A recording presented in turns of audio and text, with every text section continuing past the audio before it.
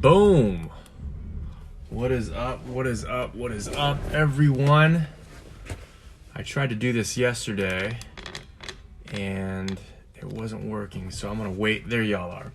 So it is working. What a cray last couple of days. Pop that pinky. Hi-ya.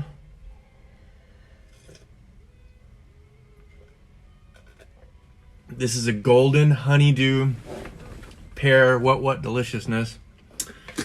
So I just kind of want to wrap a little bit. I wanted to go live yesterday. It didn't work. I was at a park. I wanted to go live the day before, but I didn't have enough battery when I was at the park. So I'm just going to start off from 2 days ago. Hi, Jamie. Hi, Jolene. Hi, Michelle. Hi, Carrie. So I'm in my new van, and I've been wanting to get insurance and registration. Everything is closed down. So first off, let's start back 2 days ago. So I was shooting hoops. I've been shooting hoops every day between 9:30 and 10:30 every morning over here by the homeless shelter.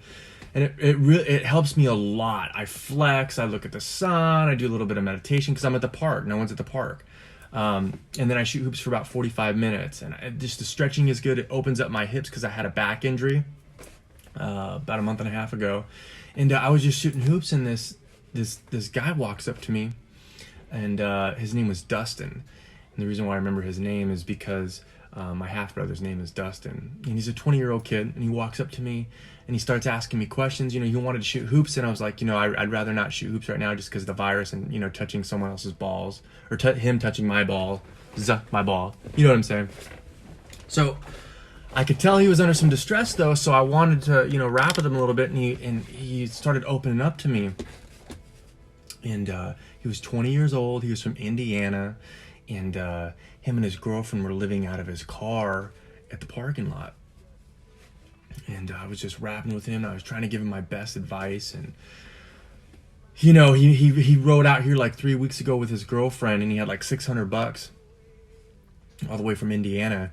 And, you know, they went through that in 3 weeks. And, you know, I guess his girlfriend is 20 years old as well, and she suffers from mental illness, anxiety, and depression.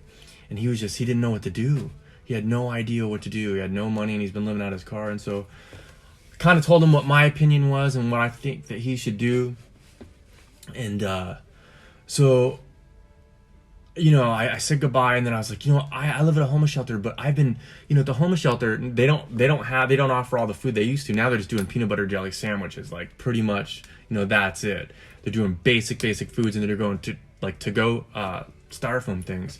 But I knew all this was coming, and so I have 2 huge trunk storage containers underneath my bed in the homeless shelter in my room.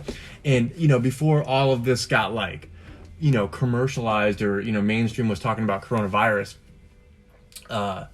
you know, the homeless shelter would service like just awesome to-go stuff with like from Whole Foods, from probiotic yogurts to coconut waters to chocolates to steel cut oats, all stuff that was packaged that I could take, put in my backpack, and bring home. So I have 2 trunks full of stuff.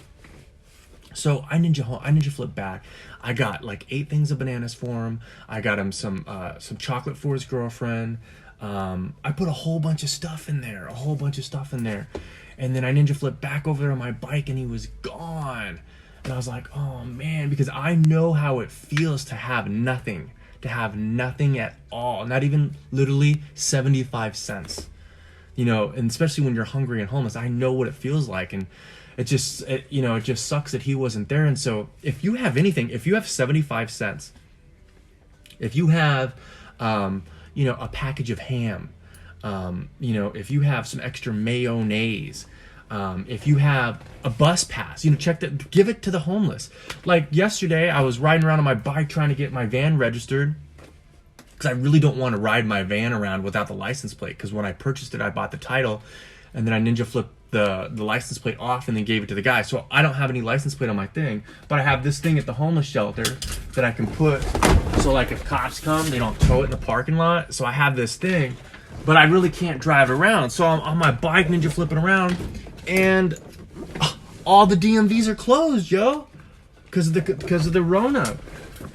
So I can't get my van registered. I can't get license plates, and for who knows long. It's probably going to be a month. It could be longer. I got an insurance quote from USAA, so I'm good there, but I'm not going to activate it until I can get it. So I was ninja flipping on my bike yesterday, and being in the homeless shelter, especially when because I've been at this homeless shelter since November 1st. And when I was in the Horseshoe, which is crazy, I mean, my heart goes out to those guys right now because they're in an open bay. They don't have any privacy. So there's 20, 30 guys that sleep like, 2 feet from each other. But when I was there, I spent 36 days there. When I was there, they gave me a 30-day bus pass. And I think those are like, I don't know, $30, $40. And I never used them. I was going to hold on to them and gift them. So I think I had 4 of them. And as I was ninja flipping, I went to one DMV, I'm like, oh man. And then I got online, it says that all DMVs on the websites, it's actually called taxcollector.com. That's Pinellas County's DMV. It's literally called taxcollector.com. That's how you go.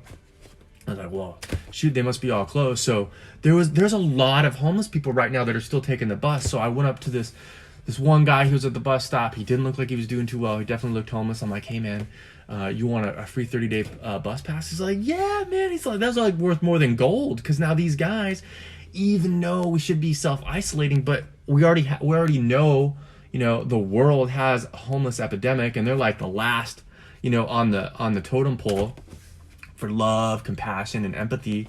And so to travel, they can only take the bus. And so I gave him one of that, and his eyes blew up, and he was really, really happy.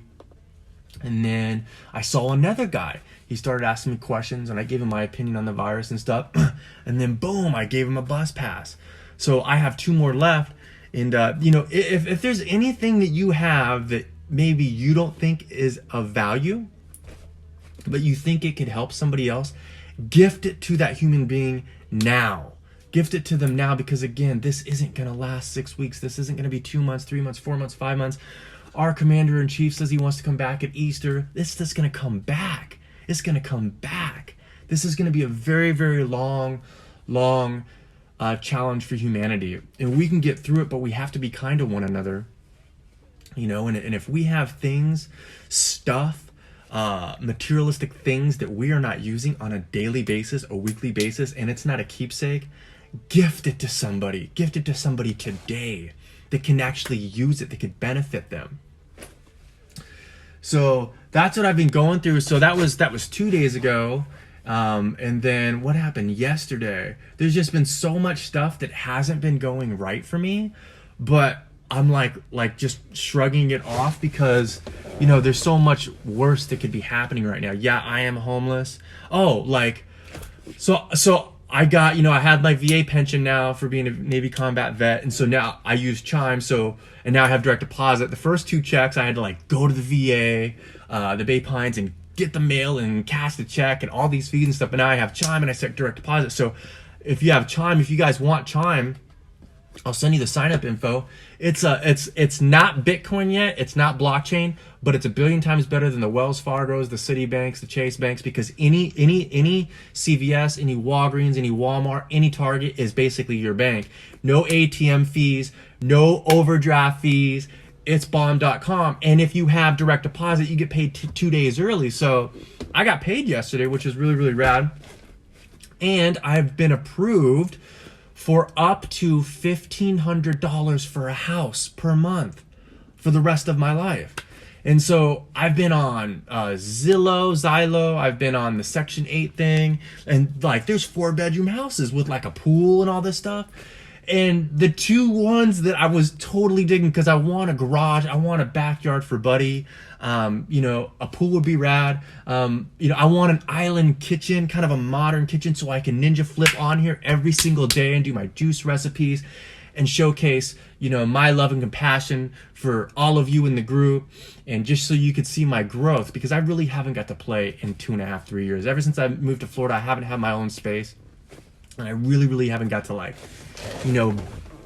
just play. And I really got to play in North Dakota when I could go live with you and just connect with you in the morning or in the evening or in the afternoon, whatever it was. And so I have now this HUD-VASH voucher, and with everything going on, no one can get evicted. You don't have to pay your mortgage. So everybody's squatting. So that's very difficult to get a place right now, even if I have this golden ticket HUD-VASH. So the two places that I went to, like, it was kind of like a scam. Like the first one, I rode my bike like 6 miles, and he's like, well, just call me when you get there. And I was like, okay. And I could barely understand him. And he's like, well, go to the front door, and you have to download this app, and then you push this thing in, and then the lock opens, and you can take a look at the house, and then let me know. So I download the app, and the house isn't located. And then the guy wasn't answering his phone, and it was a really nice house. It was a 3-bedroom. I think it was 1,400 square feet. It had a garage. It had a backyard. It was like super nice. But I'd ride my bike home, you know what I mean? Because he didn't answer and I couldn't do the app. The second one, I can't make this up. I almost got scammed by a Nigerian, a guy that lived in Nigeria, a Nigerian prince. I was on Craigslist, and this listing was so rad. It was because I can move anywhere in Pinellas County, and each zip code has a certain amount of lot, and it all goes off my VA pension. And so certain zip codes, it's like $1,500. Some zip codes only like $1,200. I can move to, basically anywhere in Clearwater, or Pinellas County. So I can move to Largo. I can move to Clearwater Beach, which is like rated the #1 beach in the world. Kind of touristy. I'm not really sure that's what I want. I'm really looking at Dunedin or St. Pete. This one was in St. Pete. It was a 3-bedroom. It was super modern. It had a pool. It didn't have a garage, but it had like this little thing in the back, like on the front yard, where you can ninja flip this gate and drive my van back there. So I filled out the application, which is a really detailed application. It was asking me personal stuff, but it didn't ask me for my social security number or anything like that. And the listing was her and her husband are volunteering in Louisiana for the next 3 years to volunteer to help with like Christian schools and AIDS and stuff. I was like, oh, okay, this is pretty cool. So I filled this out, and then this person writes me back. He's like, we really like your application. You've been approved.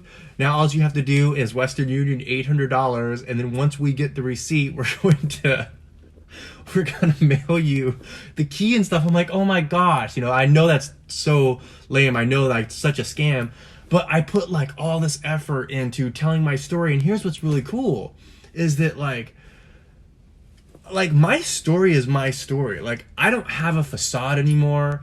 I've grown so much in the last 3 years that like, I have this rad mohawk. I don't really care what anybody thinks of me as long as I'm happy.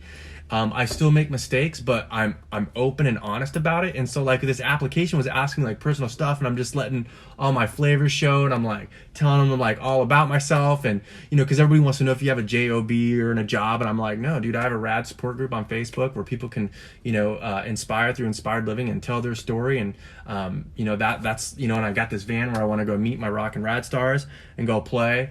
And I was a Navy combat vet, so you don't have to worry about rent, but everybody freaks out when I say I don't have a job. Everybody wants me to make them feel better. Or even when I'm explaining myself and telling them who I am and what I'm about, people think I'm a little bit odd, but weirdos unite. You know what I'm saying? So I was super honest with this application, and that felt good because 5 years ago, even when I had all this money, and I built a house, bought 2 houses, rented, houses that were like $3,500 a month, all this stuff. In all these applications, I always had to like play the game and lie. So this application was beautiful because I was super honest and just, writing down like what it is that I'm doing.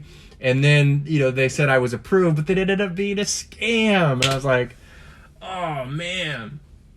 And I really, really want to ninja flip out of this homeless shelter. I think it's going to be a while though, because with everything, no one's going to be kicked out of their house or their apartment. Now I think they have a national law. I think certain counties and states definitely have a hardcore law. In my opinion, it kind of benefits the landlords more.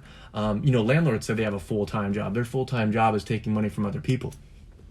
But I think in some counties and some states, even as the renter, they cannot, the mortgage companies, the banks, and or the landlords are not allowed, to kick anybody out, because rent's due here on the 1st. There's a lot of people. I think the most unemployment files in 1 month was like 1982, and it was 700 people claimed unemployment in 1 month.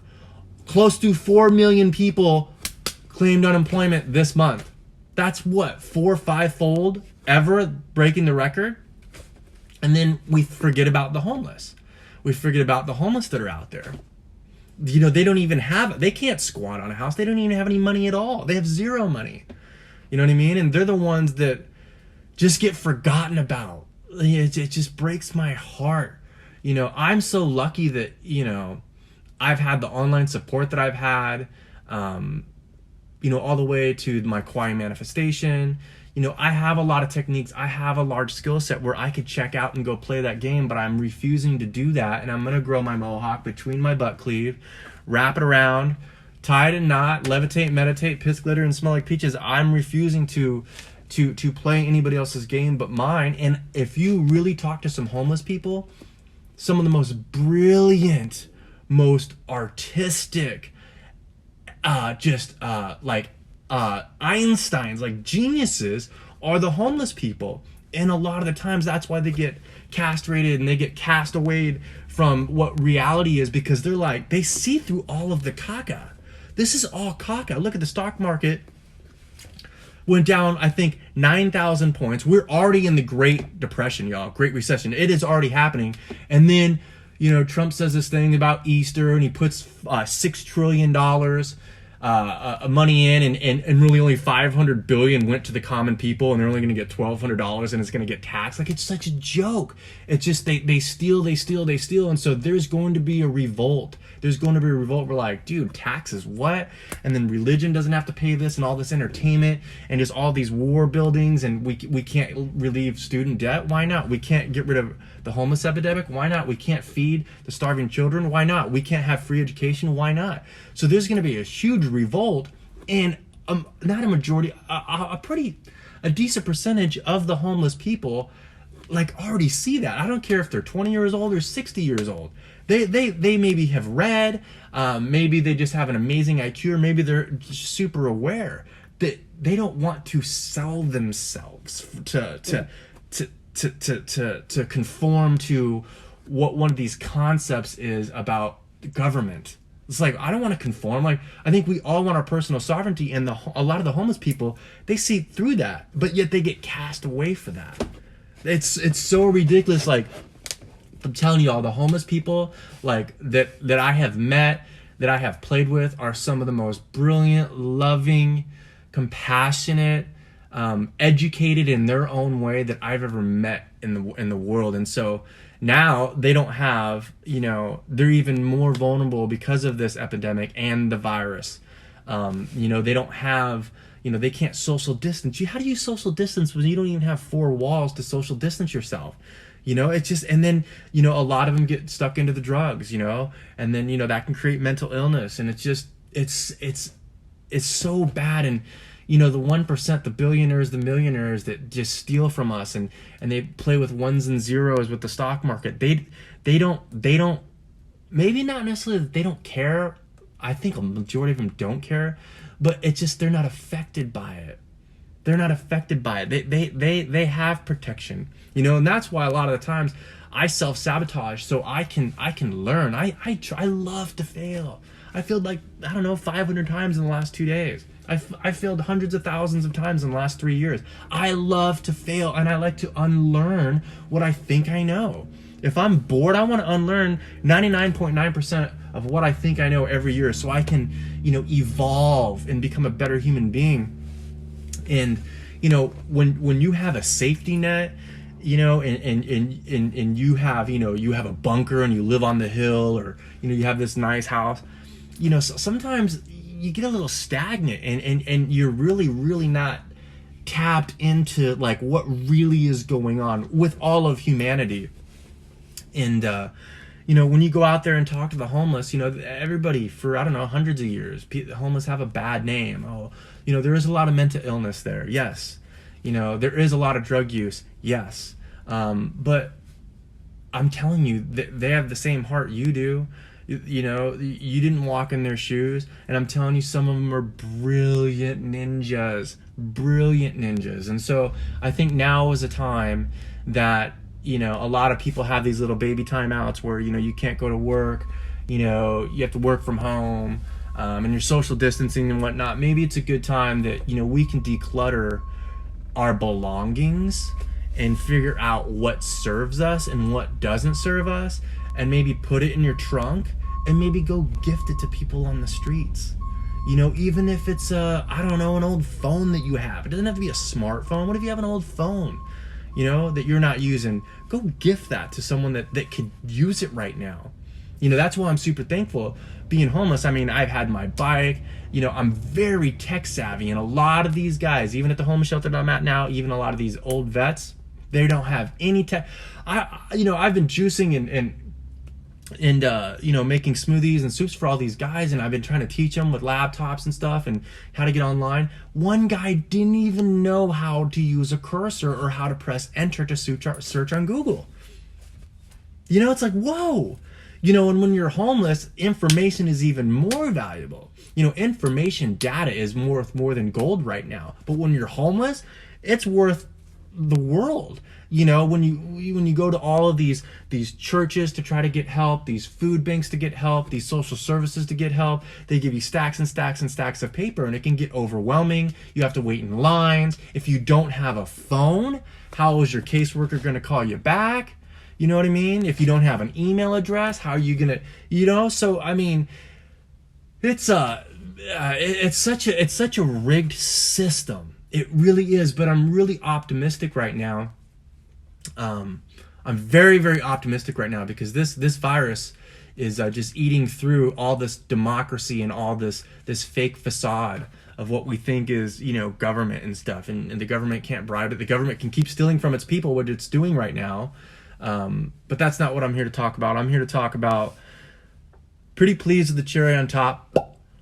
If you have any extra, if your cup is a little bit full, if your cup is right here, and even if it's not all the way full, if it's just right here, but you have some things, like I have a little bit of extra. I have a whole lot of extra money right now, because I don't, money doesn't rule my life, and I made a promise to myself that, if and when I get a VA pension, I'm going to give that money to people that need it. So now I'm helping my sister's daughter, Caitlin, with some money. I got her a Walmart card and I fund that.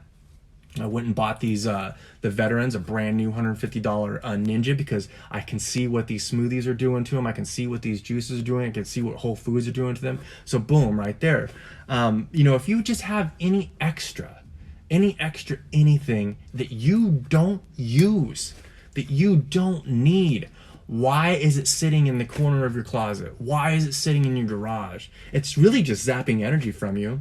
Number one, it's taking energy. You have to prioritize, the stacks and stacks of stuff. If you have a whole bunch of summer clothes, that you don't use, gift them. If you have 40 pairs of shoes, pick your favorite 3, gift the other 37 to the needy. Right now is a really, really good time to unclutter and unhoarder. You'll feel like you lost a lot of weight. I gifted or donated 95% of what I own. I still have some stuff over at Lana's. And when I get my house, I'm going to ninja flip over there. I'm going to get my stuff. I'm going to get Buddy. And I still have stuff that I don't use on a day-to-day basis. I've been playing with this Ninja Eye Foodie grill. I cooked my first steak I have ever cooked in the last 4 years, and I did it in this I-40 yesterday. It was a New York strip, and it was the coolest tool. And it was a $200 thing, and I got it for like $110, because I'm not doing any prep, any kitchen stuff in the public kitchen in the homeless shelter here. I just do it all in my room. So I got that, but I bought that because I'm going to be able to put that in my van. I've been doing my juicing, my smoothies, all in my room. I got all of my food there, all of my fruit. But even when I do move into my new house, and what's really, really cool is that I'll always have a house now. Basic needs are met. If Jeff Bezos gave every single American right now $10,000 right now, he'd still have $80 billion. And just think, 6 trillion.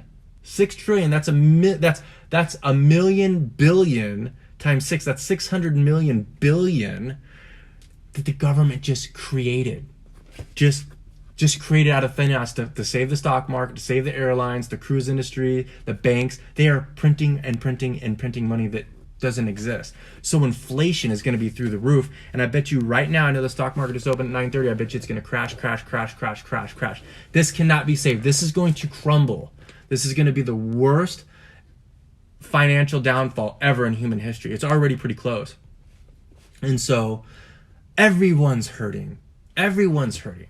But if you can find it in your heart to give a homeless person 75 cents, $10, $20, don't even ask them what they're doing for it. Give them some clothes. Give them some food, whatever you can do. You know, a lot of the time it's out of sight, out of mind because we don't realize it, because we have safety nets. We've protected ourselves, you know, so we don't fail as much, so we don't trip up as much, so we don't get scarred as much. So, you know, we put our blinders on. You know, houses are blinders.